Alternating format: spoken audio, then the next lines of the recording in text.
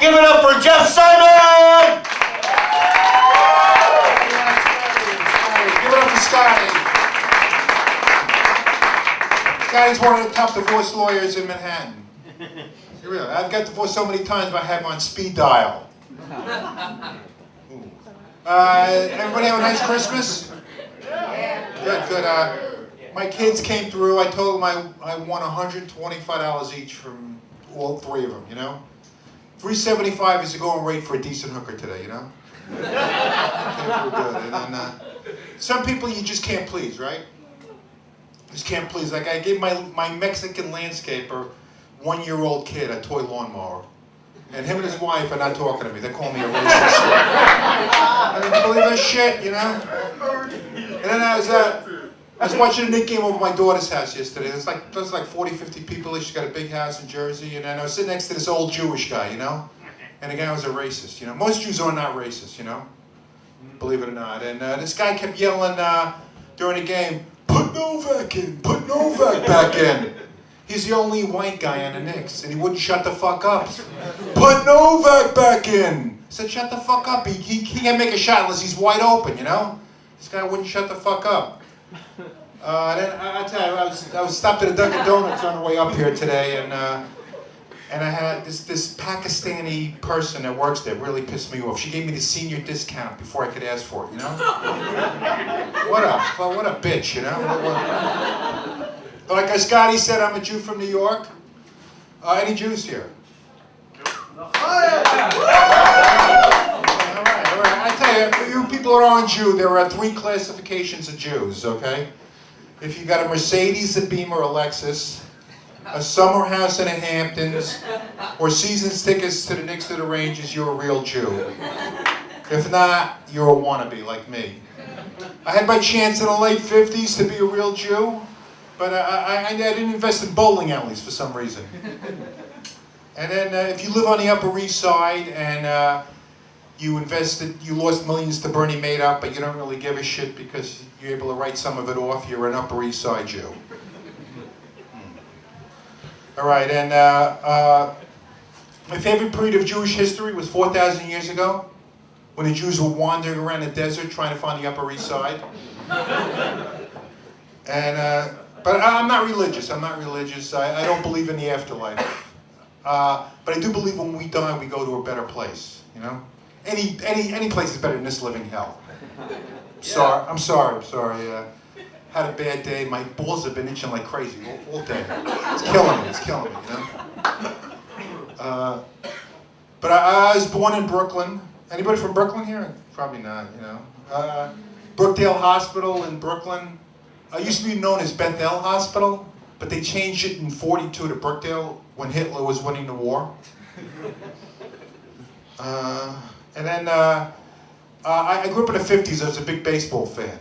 My favorite Jew on the Yankees was the general manager.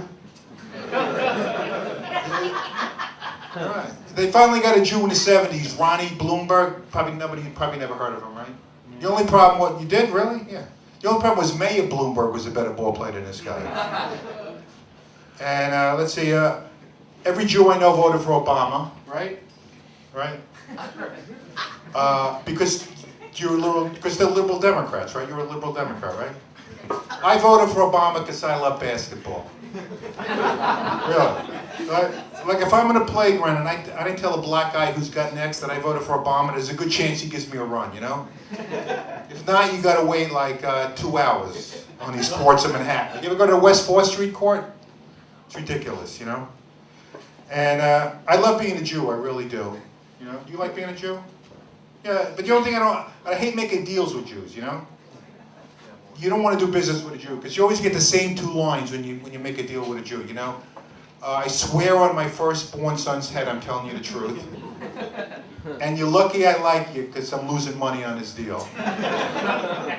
You know, those are bigger lies than checks in the mail and I'm not going to come in your mouth, you know? I just want to hear one time a Jew tell me the truth. Like you're getting fucked over really bad in this deal, but you're lucky I like you because I'm not going to totally destroy you.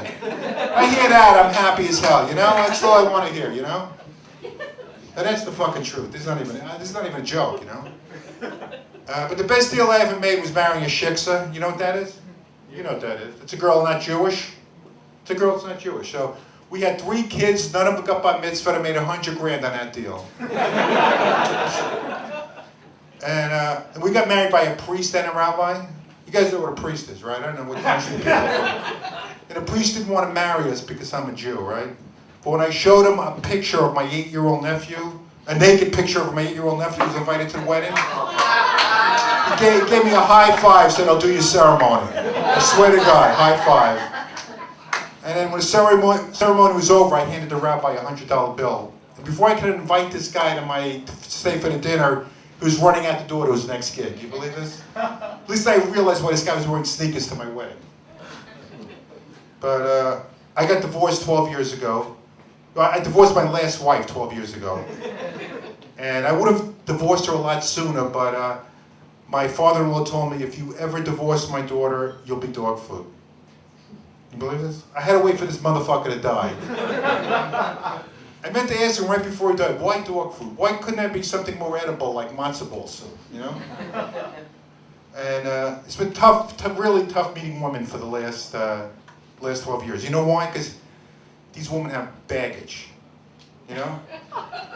Baggage. You know what that is? I was talking to this woman, this really nice, I know this really nice woman. She's got more baggage than a non-stop Delta jet from Nicaragua to JFK.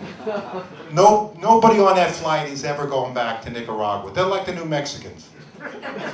This lady, she has 2 kids in college, one kid living at home with autism.